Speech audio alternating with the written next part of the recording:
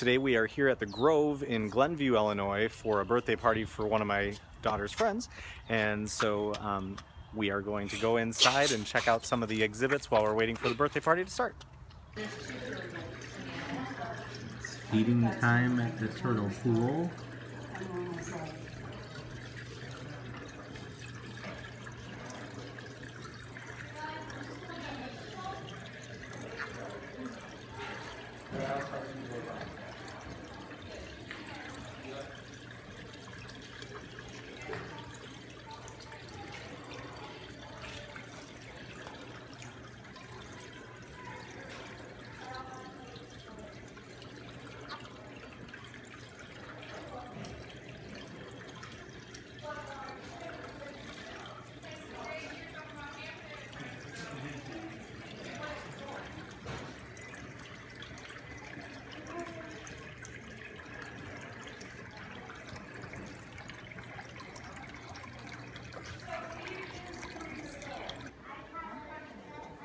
This is a black rat snake.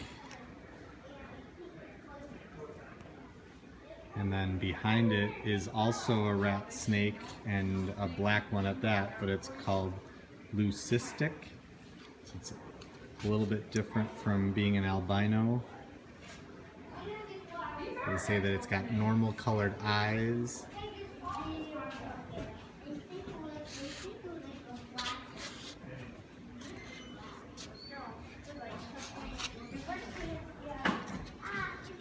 Who speaks parcel tongue here?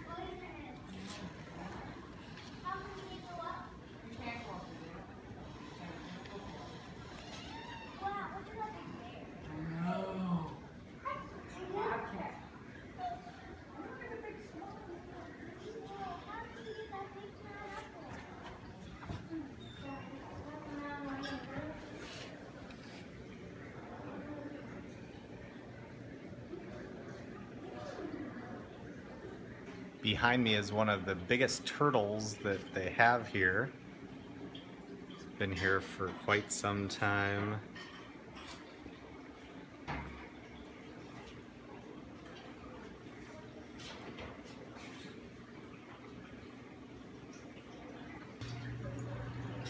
Here's the view from the other side, that he's actually an alligator snapping turtle, and they say that he's estimated to be over 120 years old. Weighs over 124 pounds.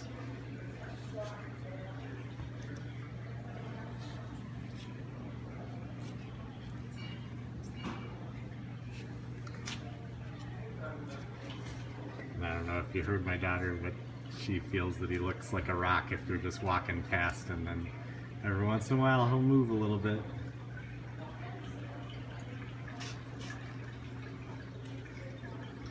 Oh, isn't that a dead fish? Hanging upside down? Where at?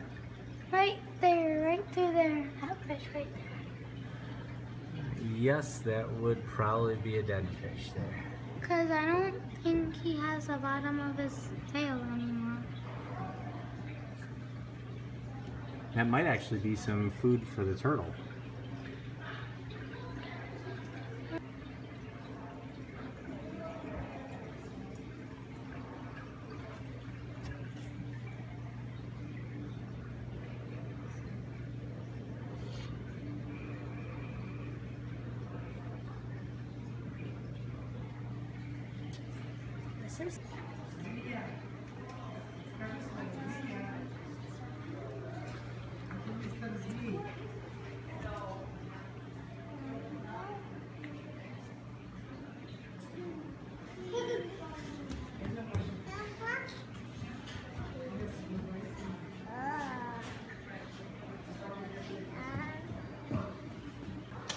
Here are a couple of bull snakes.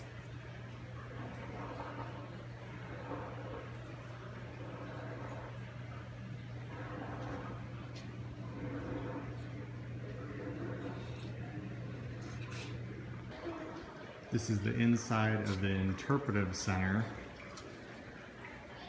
And as you can see, they have a bunch of mounted animals.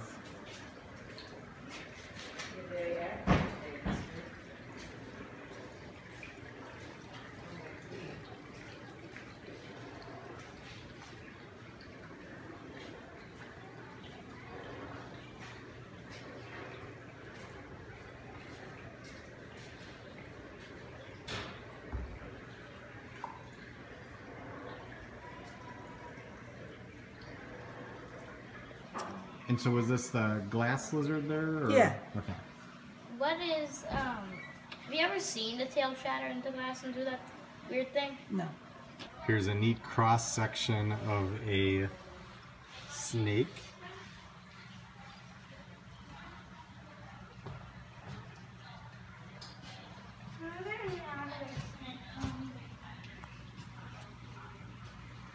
Here's a fun path that you can walk across the little pond here.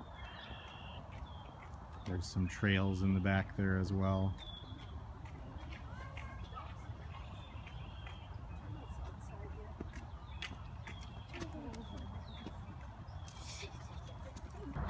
So there's a big batch of buildings and land that the Kennicott family donated to Glenview.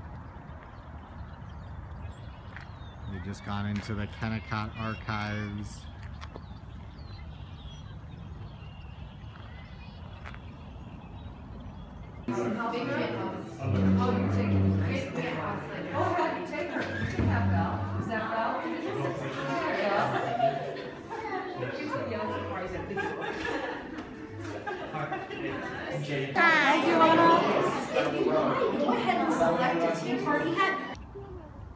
Here's an area that they can have some outdoor programs around a fire pit,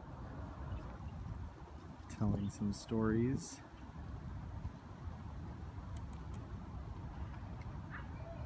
I'm his apprentice, and he has an oven, which he's going to put on right now, and that's called a forge. And it's going to make a popping sound. But I don't want you to get scared, because it's just going to be in there. Oh wow, yeah. That is like your oven at home, but it gets up to 2,000 degrees. Much hotter than your one at home. So we're going to just wait until it gets hotter. You like the tools? Yeah, man. Like you said, they gave a lot. And most people, like even in these boxes, we have more antique tools. And most of them they just don't want them around their house anymore. Mm-hmm. You know, and so they know Yeah, we we like have old. some They built this wooden building shoes. about 10 years ago. Just to display all the tools that were given to us. So think of this like a museum of tools. Yeah. So it's kind of like a magnet. You can hold it. It's a little bit hard, heavier than a normal rock. And so it's 20% iron ore. But it's a little heavier than normal. Okay? This is 20% iron. It comes from the ground. This is like 90% more iron. This comes from outer space. So ancient man found meteorites, and that's what they would make jewelry out of that. I mean, they only had smaller pieces, so they would make jewelry or arrowheads or weapons out of that. So that's from outer space. That's like that feels very different than this, because there's so much just junk rock in there. All right, now that's what all the tools are made out of. Now, a blacksmith, he had the coolest job, because everyone, like if you're a carpenter, when you want to make wood shoes like those wood shoes over there, you might be the best carpenter in the whole world, but you need a tool. Where are you going to get your tool? These tools are actually, there was a gentleman who made the wood shoes by hand, and these are his tools. He has since retired, but he said he couldn't go to Home Depot and buy the tools. He had to go to a blacksmith and design them exactly what his needs were. And that's what it was like in the olden time. This is so cool. And because he wants his metal hot, as soon as that hot piece of metal touches his anvil, it's going to begin to cool down. So he has to work really quick. So you can see, like right here it feels warm, but it's not from there. It's because we But this, I'll do a demonstration for you. But he is pretty well safety gear. Leather apron, he has leather shoes, and he will be wearing gloves and his eyes protection. He'll have they used was called flint striker in flint, and this is a piece of flint. It's a rock. Looks like this. It's kind of cool looking because it has all this. I got this piece. The flint was good because you could break off pieces pretty easily. They also used it to make knives, and the Indians, Native Americans used it for arrows and spears and things like that. But flint is very hard. I could take this steel and hit it against the flint, and it's going to make sparks. And I've got a piece, I don't know if you can see it, this black stuff, it's called tinder, and it's there's different kinds of tinder, and I can get into that if you want, but when I hit this on here, it's going to make sparks, and when the sparks land on the tinder will hold on to the sparks, and they'll start to burn. So here, let's see if I can get this going.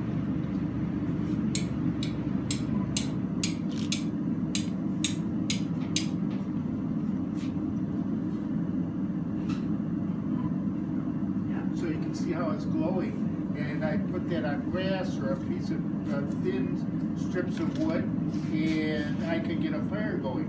So if you, the apprentice would get up early because it was his job to go into the blacksmith shop, and he would do something like this to get the fire going. So when the blacksmith came in later in the morning, the fire was going and he could get right to work. So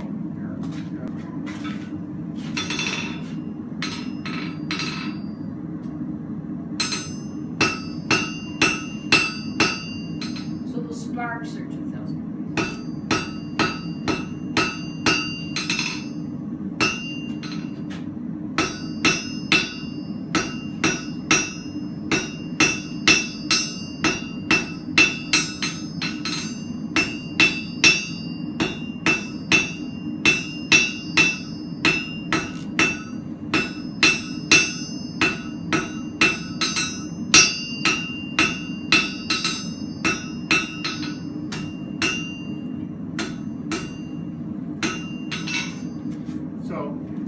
the end is too cold to work on, and if I put my hand, maybe you can see it's still glowing a little red. So this is about 1,000 degrees now, and where it's glowing red is about 1,400 degrees. But if you ever took a paper clip and bent it back and forth until it breaks, that's what would happen to the end if I kept pounding it. It would start to get cracks in it. It actually looks a little bit like a mouth. They call it a bird's mouth. If you get a bird's mouth while you're blacksmithing, you did a bad thing. I'm going to put this back in the fire. I've got another one that's about at this point. I'm going to see if I can finish that up.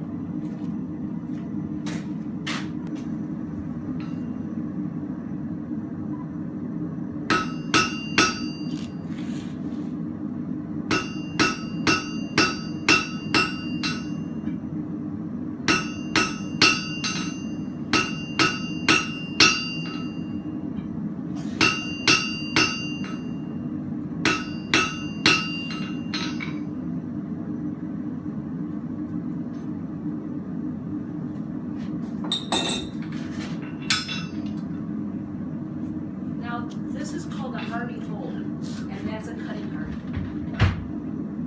He doesn't cut it off, he just dents it, so he has more control. That's how they used to cut metal.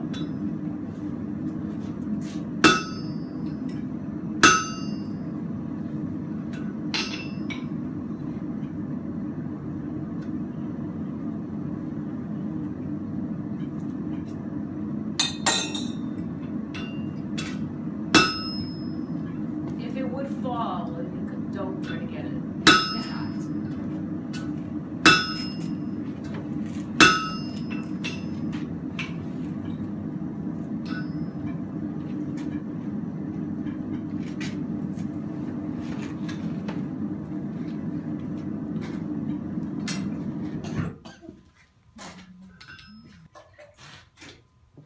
Just have to dunk it in.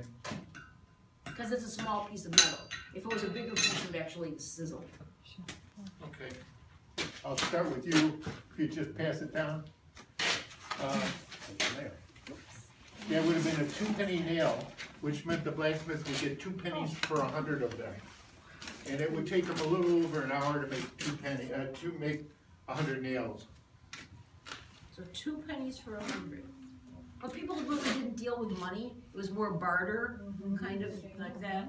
But we also were reading that if you actually spent money to have iron in your log cabin, and now you're moving to California, these rectangular nails are really hard to pull out. So we have the skunk of the grove.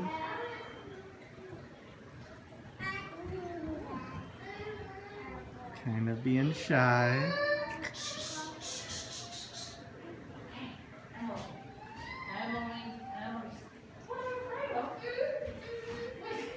Did you want to Did see you her? want to come see the skunk?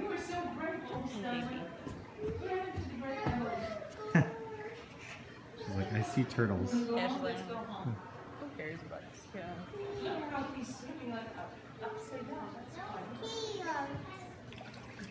This guy is a land turtle, and these guys are normally just hanging out on the land. I don't really see these guys go in the water very much. And did I see right there, are you giving them worms as well as like veggies or? No. Fish. And fish? Yeah, they do fish and worms. Okay.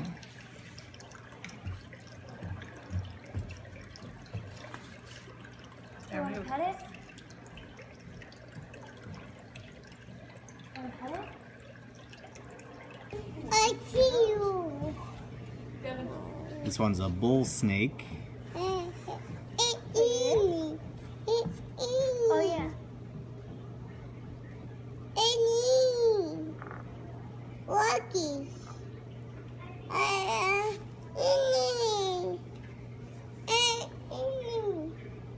The snake.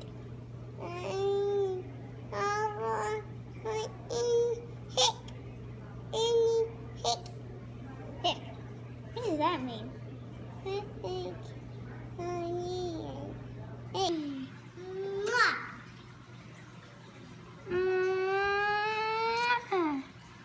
Oh my gosh, she's climbing on the glass.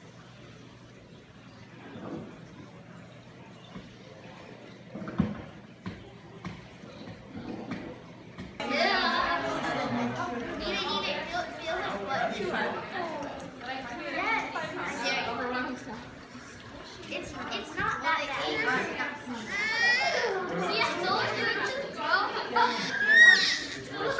The Grove, one of Rick's picks.